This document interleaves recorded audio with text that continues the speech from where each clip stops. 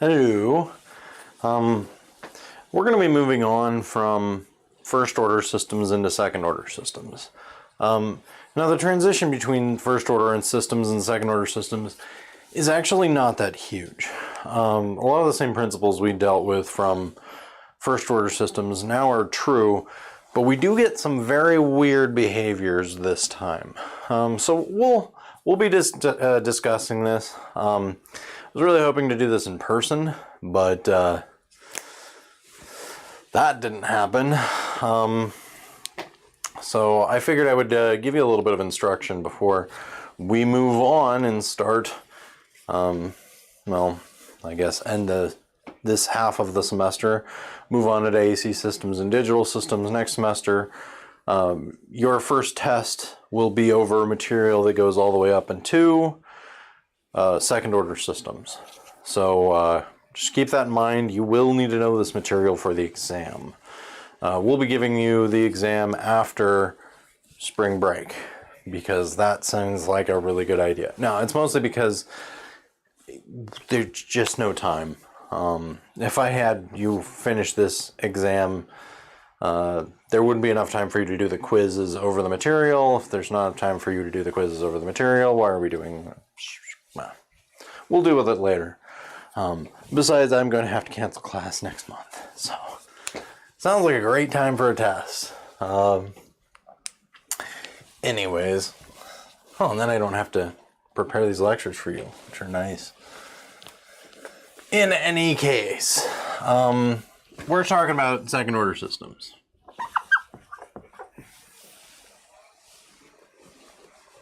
We're still talking about second order systems.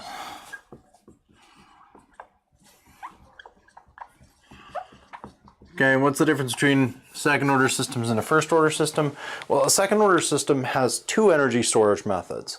So as I've said, two energy storage methods. As I have said, the inductors, they store energy in a magnetic field.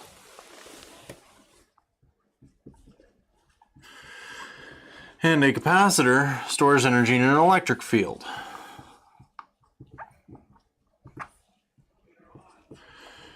And so if we just take these two components, play with them a little bit, we end up with two different storage methods that can be present in the same circuit.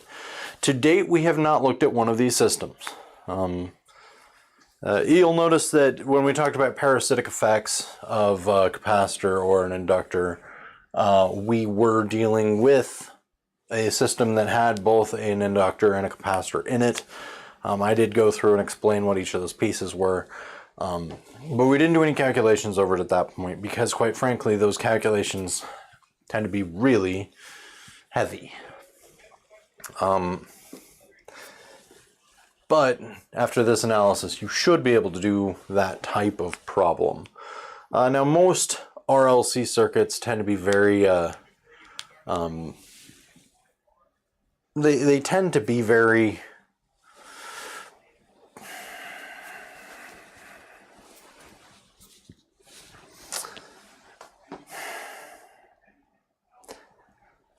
I'm coming up with a word.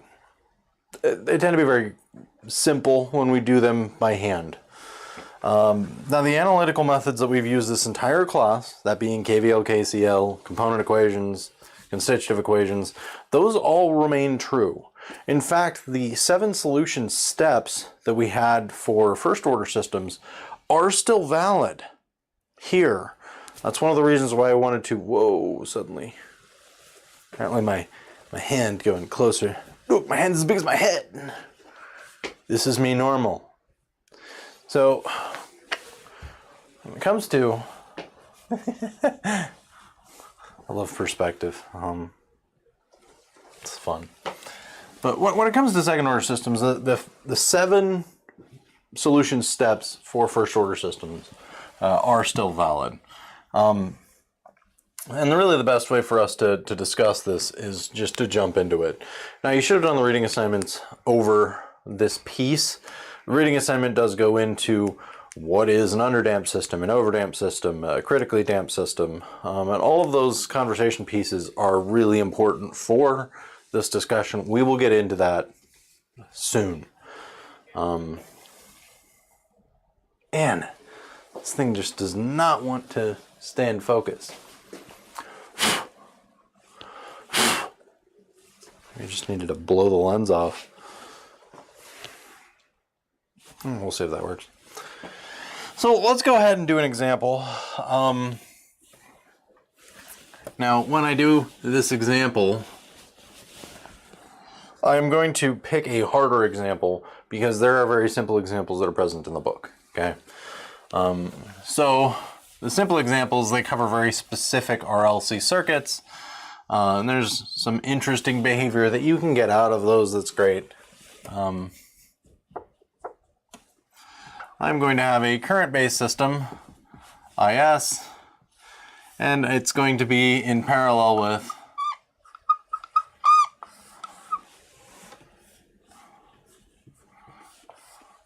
L, C, and R. Okay. So, fairly simple system, but not exactly all that simple. So then the question becomes, and if you remember from first order systems, I said there are only two things you can solve for, VC or IL. Only solve for one of those. Don't solve for anything else other than those pieces. This is going to make your life a nightmare. You have to do some integrals that are gross. Okay. So what we'll do is we'll solve for really both of them, because to solve for one is to solve for the other, and we have our reasons here. We'll pick VC just because I like dealing with voltage systems. But to solve for IL, I'll show you how we could shift what our solution is to solve for IL. Okay, so to start, we need to write out our equations. So here we have our constitutive equations, or system equations, and here then we have KVL and KCL. So KVL, here we've got two KVL equations. VS is equal to VR plus VL, and VC is equal to, well, VS. Or VC is equal to VR plus VL, which is the same thing. That's actually the third loop that comes into play. Dang, this is just not...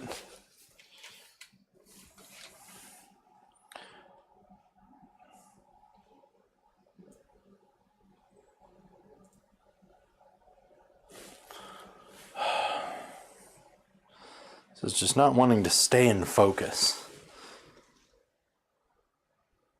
I love this camera, but it just doesn't want to do what I want it to do today. I'm gonna try moving my light a little closer. Maybe that'll help. Maybe not. It didn't help. Nice.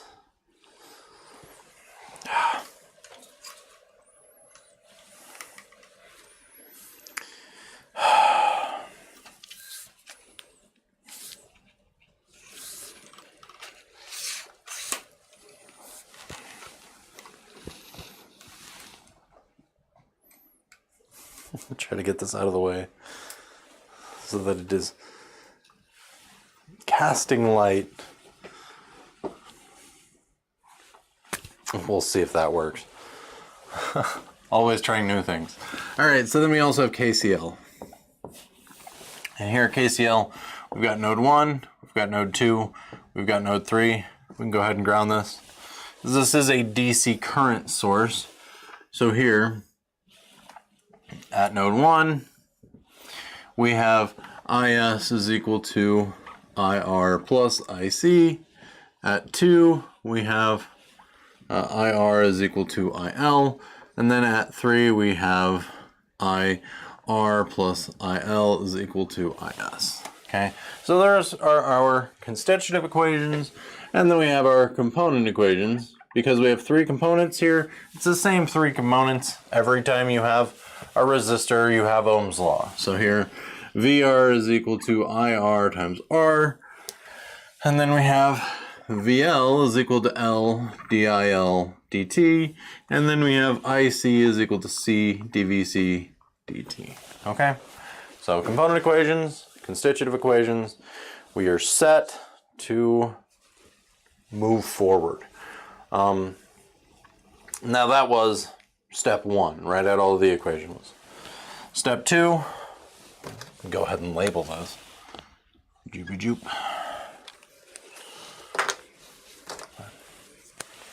Step 2 is solve for the system equation. Okay, so solving for the system equation here, the advice that I gave you was go look at your forcing function. Here our forcing function is IS. IS is what is controlling the power distribution of the entire system. So because IS is controlling the power distribution, we're going to start with one of these equations that has IS in it. The only 2 that we have are these 2 constitutive equations, 1 or 3. I'm just going to go ahead and start with 1 because why not? And I am trying to solve... Ooh, this is supposed to be C. I am trying to solve VC, so at least having something that has a C in it is kind of nice. I mean, I guess both of them do, but whatever. So here, we'll take IS is equal to IR plus IC. Again, I just picked one. It has IS in it, and that's what I care about most, because I don't want IS to change. Now the next piece is I need to take this and turn it into a function of only VC. Every component in the system is interrelated through the constitutive equations, and as a result, we can solve everything in terms of one component. And once we know one component, we can then move out and solve all of the other components. So, I'm going to focus on IC first of all and get this into terms of VC. So IS is equal to IR plus, what are we doing to IC? Well, we go find another equation that has the term IC in it. Well, we have this one, but if we plug that one in, we'd just end up with that. So that doesn't help us. So this is the only other equation that has IC in it. So I'm going to go ahead and say CV dVC dt. Okay, and now here I have this in terms of VC. I don't need to touch that component anymore. Okay, so now we'll work on IR. So I go up and I look for an equation that has IR in it. I have IR equals IL. If I put that in here, that doesn't do anything because it just takes this equation and converts it into that one. So constitutive equation doesn't help here, but the component equation does. So IS is equal to IR. IR is equal to VR over R. So VR over R plus C dVC dt. Okay, so now I have it in terms of VR. Well, oh, I should have written this as VR plus VL. Those are, if you do the 3 loops of the system, inside pane, outside loop, you get those 3 equations. I wrote this one because I was being lazy. But in reality, VC equals VR plus VL that's the one that I need. Okay, what I'm going to do here is I'm going to say, okay, I'm going to look for VR. Well, I have VR here, but if I do that, it's just taking a step backward. I have VR here, but I don't have a VS, so that doesn't help us as much unless I go ahead and plug in VC equals VS, which I could have done. But I could just skip all of that and move right there. So I have IS is equal to VR here. VR is equal to VC minus VL over R plus C dVC dt. Now this is great because now I have a VC. I want that VC, but now I have a VL and things are getting slightly more complicated. Okay, so I'm gonna have to find a way to get rid of this VL now. Well, VL, we have this equation here. That's the only other place where we have VL other than KVL, but I said, if you do that, you end up just switching between the equations. IS is equal to VC over R minus 1 over R times VL is L DIL dt plus C dVC dt. Okay. So I got my VC, got my dVC dt, and then I have this term right here. Well, DIL dt, I'm going to break that out a little bit more. VC over R minus, and here I'm just going to take L over R, so it makes things simpler. And then I'm going to actually d over dt of IL. Just writing this is a different way because it makes it a little bit easier for me to think about it like that. Because we're going to replace IL inside of that function with something else to try to get it back to where we want it to be. Okay, so IS is equal to VC over R minus L over R times d over dt. Here, IL, well, what equation do we have over IL? If we were to go back to this one, the way we got IL was by taking a component equation. So we're going to switch around and look at a constitutive equation. Here, IL is equal to IR. Maybe that helps. Maybe it doesn't.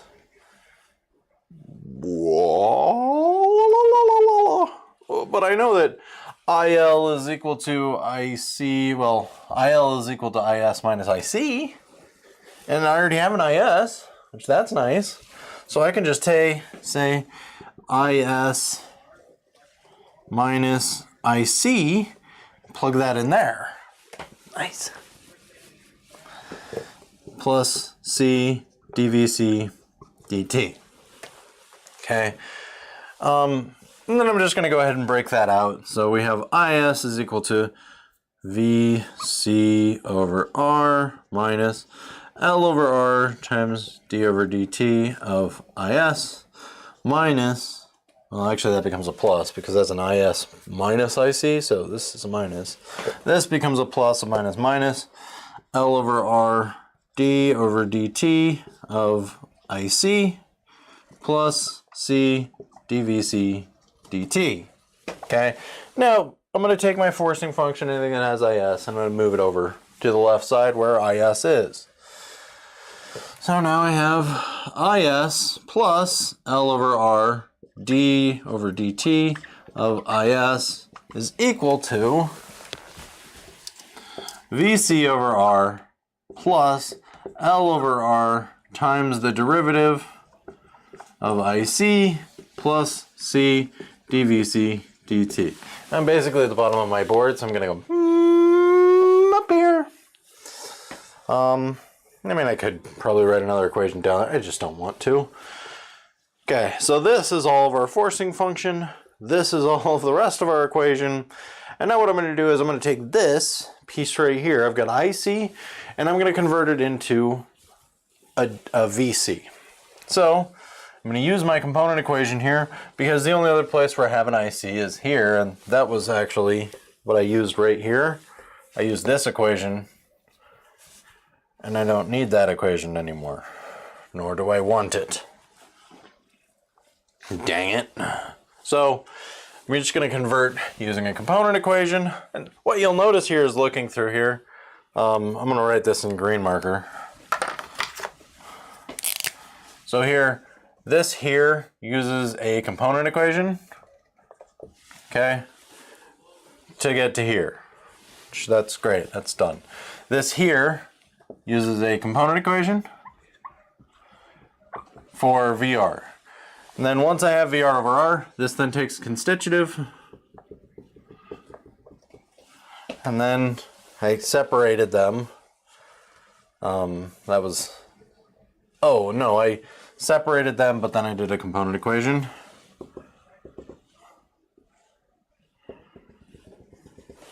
So that's a component.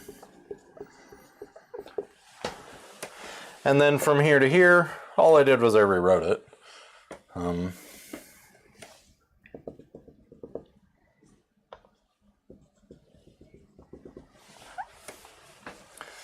Okay, so then I just rewrote it, and then I used IL is equal to IS minus IC, which means from here to here, I used a constitutive equation.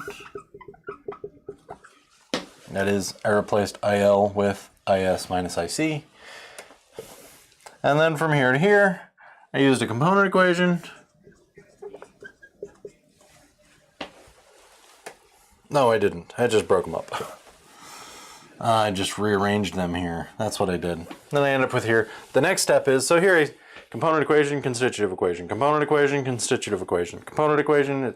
That's really what you end up doing here, is you go find one over here and like, okay, and then I'm going to use one of these. Okay, I'm going to go back over here and use one of these. Okay. And that's, you end up falling into circles if you try to use two constitutive equations in a row.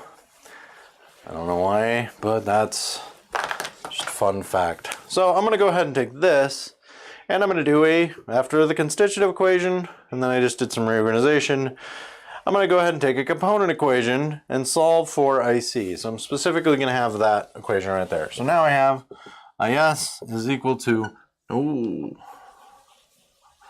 IS plus L over R d over dt of IS, which I guess I could clean that up a little bit, just dis dt, but whatever. VC over R plus L over R times the derivative of C dVC dt. So here just replacing IC with dVC dt, and then plus C dVC dt. Okay. Okay. Nice. So now I have a whole bunch of dVCs dTs. I'm going to go ahead and just clean this up. So here I did use my last component equation. I now only have VCs on this side and IS on this side, our forcing function and our desired component. So here IS plus L over R times DIS dt is equal to, and I'm going to do a little bit of arranging here. This one I'm going to take to the end, this one I'm going to take to the beginning, and this one's going to be second place. This will be number 3, this will be number 1, and this will be number 2. Okay. Okay.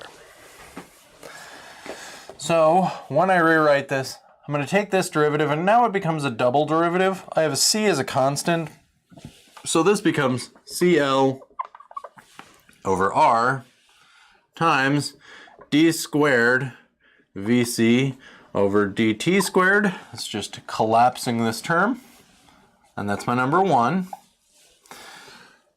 plus C dVC dt, that's my number 2, plus VC over R, and that's my number 3. Okay? And so this is my system equation. It's just not pretty. There's nothing pretty about this. Here, I now have a derivative of this, and I have a second derivative here. By the way, solving for VC or IL, you end up with a second derivative either way.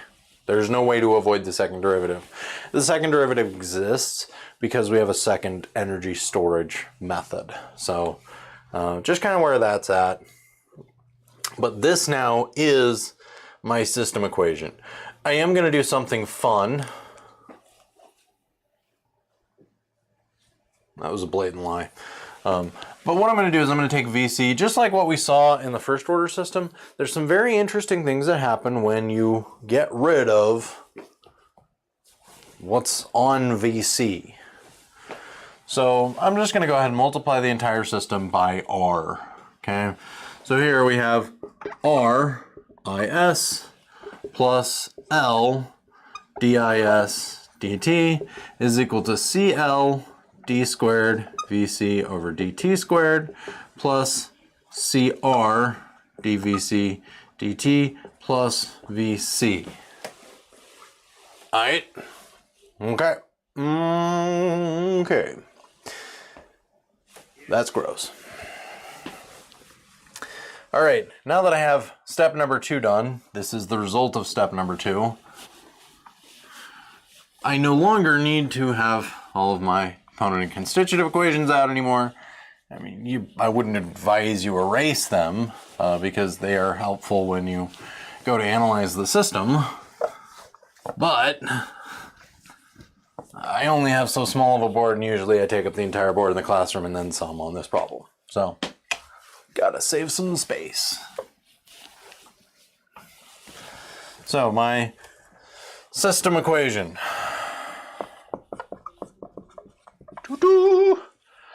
RIS is equal to L DI, nope, keep wanting to put that equal, S dt is equal to CL d squared VC over dt squared plus CR dVC dt plus VC. Okay, so that's fun. Remember, this is our forcing function. Now, if you'll remember, step 3 of our last solution was identify what you believe the solution is going to be. So here, estimate what the solution is. And now here, I'm going to go ahead and add some fun math. VC is going to be equal to VCC, which is the complementary solution, plus VCP. Wow, I feel like I've seen that before. Yeah, you have. VCC is equal to, well, we'll get to that in a second. VCP, it has the same time function as the forcing function. Here, I'm going to assume that since this is a DC function, the forcing function is just going to be a constant. Makes life a lot easier. And I'm actually going to call that A3. Because there is an issue that comes along with VCC. Here, this is a second order system. In a first order system, we needed to have this complementary term because it exists as a transient solution that allows us to transition from one time to another. In a linear system, which is there's no, well, I guess I shouldn't say linear, but in a constant solution, there is no time dependency. This system does not depend on its own behavior from the past. In a first order system, the system does depend on its behavior from the past. But its derivative does not depend on the behavior from the past. In a second order system, the system depends on the behavior from the past, and its derivative depends on past derivative behavior, if that makes any sense. So what you end up having in a second order system is we actually do have to put in two solutions. So this becomes A1e to the S1t, or T1, T over tau 1, that's another way of doing it, but plus A2e to the S2t. Delight. Oh, that's kind of gross. But it is solvable. It's just a gross solution. So we'll keep going.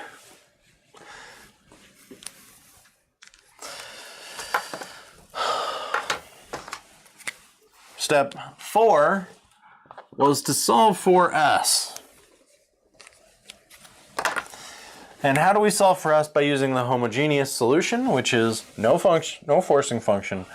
We take VCC and plug it in to VC and have it set equal to 0. Basically because we know that our complementary solution is going to, it's going to go away with time. We know that all of the pieces of the complementary solution have to equal to 0 because they're going to have a different time function from VCP, which is the solution that is the steady state solution, okay? So this has a different time function than this, and because of that, we're going to end up with that time varying piece going away. That's what we talked about in the last two classes. Okay, so what I will do is I will take this solution, I'm going to write it out again. 0 is equal to CL d squared VCC over dt squared plus CR d VCC dt plus VCC. Now you'll notice I just went ahead and wrote everywhere there was a VC, I wrote VCC. This is step number 4.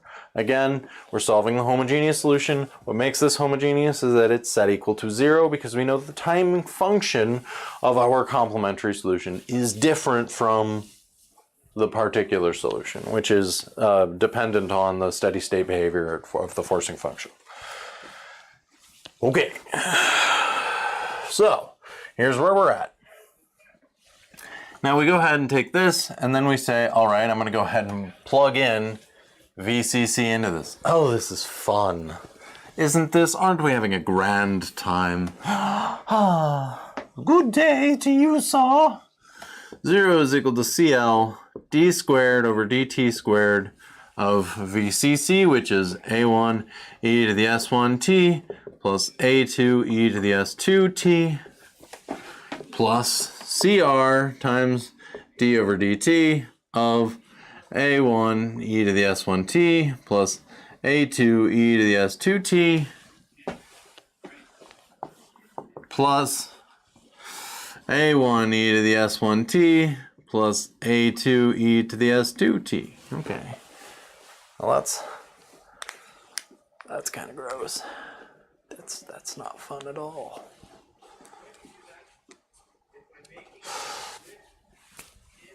Now, what I would like you to notice here is just going to take a quick aside because that's going to allow us to do a fun math problem. E to the t and e to the 2t are two completely separate time-independent functions. Okay?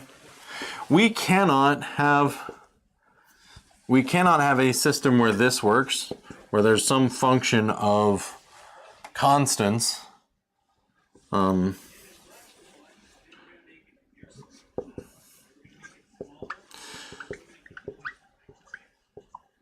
where that is equal to 0 at all times, unless A1 and A2 both are equal to 0. Okay? So we run into an issue here of these are actually completely time-independent functions.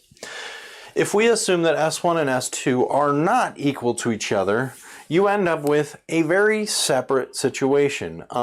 There's another way of approaching this, which I'll solve for that after this is done because I prefer that solution. But here, these are time-independent solutions. So just like what we did over here for the start of step 4, where we say, okay, this is a time-independent solution from this has to equal 0.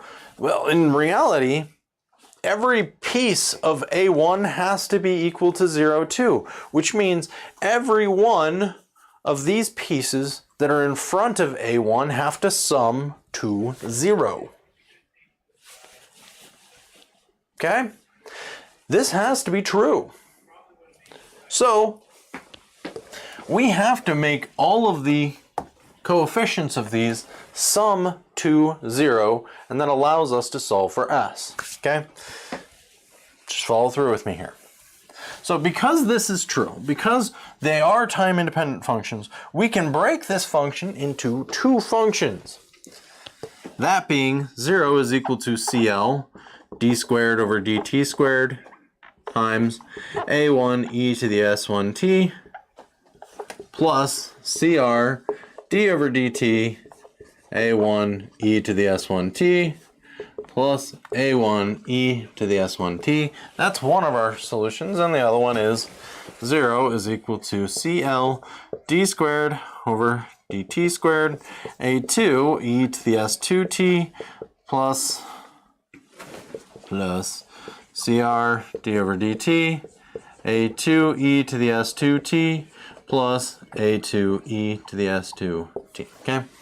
So those are our two equations. We can take this one and break it out. And this is just because all of the coefficients here have to be equal to 0. All of the coefficients here have to sum to 0. Okay? Fun facts of math.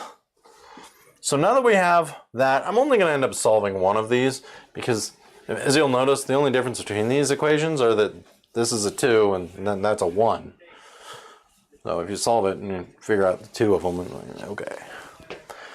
So I'm going to go ahead and solve this. So we have 0 is equal to, I'm going to do the derivative. Second derivative here ends up as you take S1 out twice. So we have S1 squared times A1e to the S1t. That's it. That's all that changed. Plus CR times A1, nope, my bad. S1 A1 e to the S1t plus A1 e to the S1t. Now, just like what we did for the first order system, you'll notice that we have A1 e to the S1t 3 times. We can go ahead and divide that out because the end solution doesn't actually depend on this function. We specifically designed this function so that it could add to its derivatives and cancel itself out, which is why we can then divide it out of this system. So now we end up with 0 is equal to CL S1 squared plus CR S1 plus 1.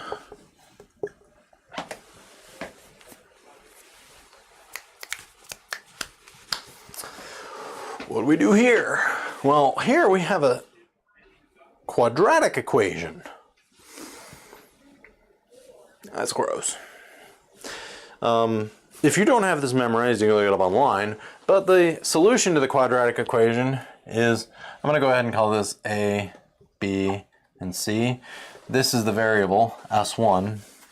The solution to the quadratic equation is S1 is equal to negative B plus or minus square root of B squared minus 4 times AC divided by 2A.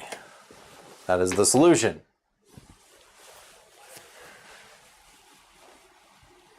Okay, so we'll plug in terms here for what is A, B, and C.